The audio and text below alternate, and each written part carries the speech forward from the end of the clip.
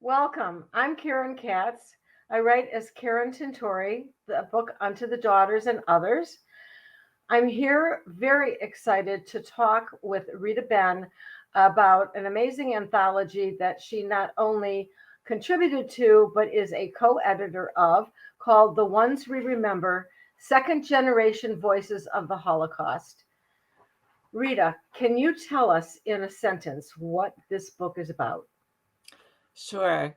This book offers an intimate glimpse into the lived experience of 16 individuals exploring the challenges and gifts resulting from growing up with their parents who survived the Holocaust. That is a story that I think a lot of people would be interested in reading. We hear a lot about the experiences of the children, and this had to be a challenging anthology not only to write but to edit. And you are one of four women editors. How did the four minds come together to create this wonderful book? Well, this was truly a labor of love.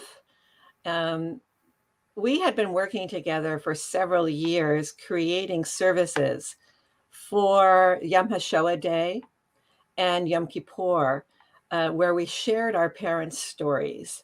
And so we already had a sense of you know, our strengths in editing and in writing. And we had about 200 narratives we wanted to sift through initially to think about how we could pull this together into a deeper and longer version. And we invited then all the contributing authors who were part of our what's called our second generations group who contributed to services to take a deep dive into reflecting on how growing up in families where their parents suffered from the Holocaust affected them personally, rather than just sharing a historical event that might have occurred in their parents' lives. So some of us were more creative in our style. Some of us were more, uh, what should I say, grammatically correct and had a focus on that aspect. Some of us were more interested in following stories in a chronological order.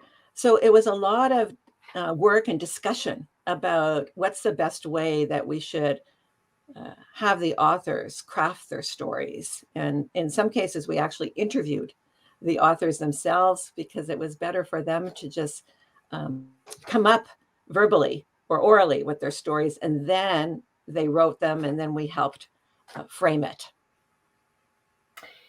Is there anything that you wish you had included in the book once it was published? I don't think that we have any regrets of what, as an editorial team, of what we didn't include in the book. I think individual authors, as they reflected on their stories after it was published and then saw what other authors had written, wished that they had contributed something different. And for example, in my story, I had from an early age always felt a sense that I was blessed.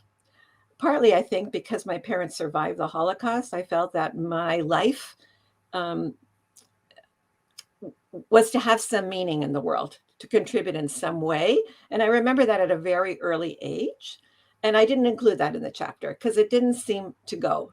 And then other authors mentioned that they didn't talk much about their father who survived the Holocaust. They talked more about their mother.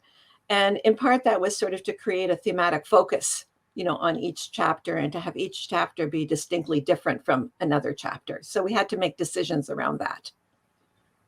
Well, in speaking about yourself and your experiences as a child of a Holocaust survivor, I'm wondering, did you or do you know if other of the contributors had writer's block dealing with such a difficult subject?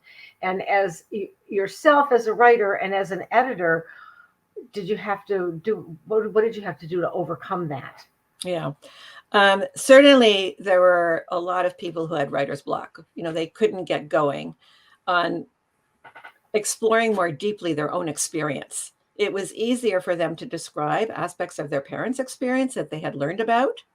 But when they had to sort of think about how did this affect me? how do I forgive my parents for some of the ways in which they may not have parented me in the way that I would have liked. How do I piece together these different fragments, because I don't have a cohesive story, because some of them never talked or refused to talk about their experience. So it was hard for them to get started on often.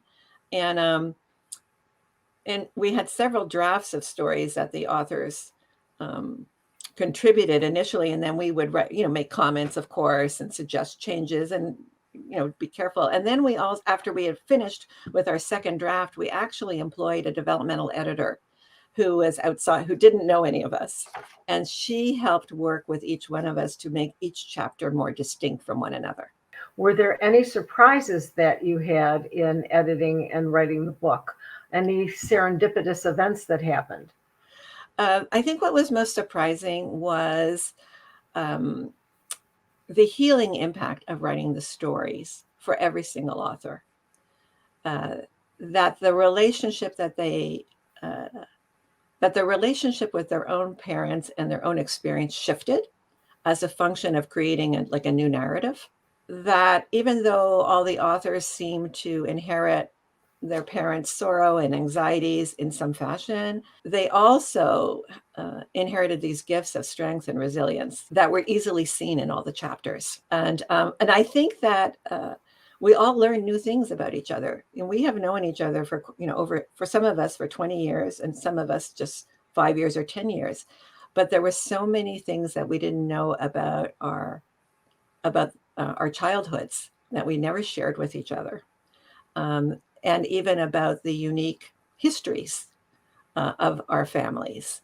Another thing that was wonderful was that everybody could really write so well, even though for some people, this was their first time, writing a longer piece than 2 pages. And they were all written quite well. So your group has been together, as you said, for more than 20 years, with some people having joined as recently as 5. How did the group decide that it was time to collect the stories and to share them in this format? We felt about 7 years ago, we felt that, the number of Holocaust survivors that are alive were dwindling. And it was really up to us now to be that voice for their experience and for their own experience. And Irene Butter, who is a Holocaust survivor and a former professor of economics and public health at the University of Michigan, and the creator of the Raoul Wallenberg Lecture Award, encouraged us that we should be writing up our stories for the world. And that got us going. Basically, we just made that decision. The 4 of us editors made that decision that we wanted to do that. And one of our editors, unfortunately, passed away during the project from cancer. So there were 5 of us initially. And so she was part of our group. And then we just asked the rest of the authors, members of our group, would they be willing to write and take this deep dive? And they all agreed, miraculously. We were so excited. I'm sure it was very cathartic. I'm wondering, as we're losing our Holocaust survivors, how many of the parents that have been written about made it to see the book come to fruition? 2. There are 2 2 families, 2 individuals whose parents are, one whose mother is alive and one whose father is alive. Yeah. And those authors were a little worried. How would their parents react when they actually read the story? Because these stories are pretty authentic. We're very honest, both in terms of speaking of the gratitude and compassion that we have for our parents, and also speaking about the suffering that occurred. And both parents were really very gracious and gave a lot of praise when they read their children's stories. Several of us, though, did indicate that if our parents were still alive, we don't know if we would have written it. Interesting. It is always hard in memoir when there are family members or there are other people involved. And, that could also give someone writer's block and not being free enough to tell the story. Yes. Well, we're glad you encouraged and co-edited this anthology. And Rita, we're looking forward to seeing you on November 13th at Detroit Jewish Book Fair. Thank you so much. Thank you.